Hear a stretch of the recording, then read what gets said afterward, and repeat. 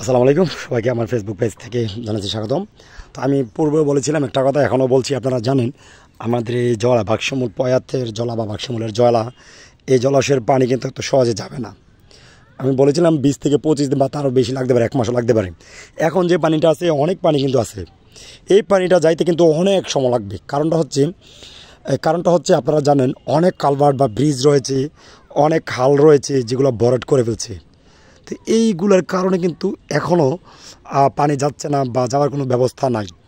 তো খাল আপনারা দেখবেন বুড়চং থেকে কালিকাপুর সহ যে রাস্তাগুলো রয়েছে, রাস্তার মধ্যে যে 8 থেকে 9টা ব্রিজ আছে বা কালভার্ট রয়েছে, সবগুলো দেখবেন অনেকগুলো ভরাট।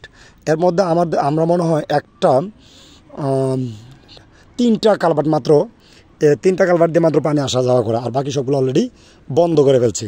যার কারণে কিন্তু কী হয়, পানি আসা যাওয়া করতে পারে না। এই পানি যাইতে যেতে আমার মনে হয় আরও 10 থেকে 15 দিনও শেষ করা যাবে না।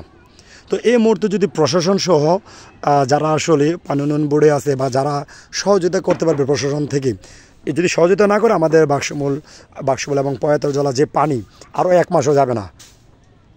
আমার একটা আকুল আবেদন থাকবে, যথাযথ ব্যবস্থা যেন নেওয়া হয় খুব দ্রুত।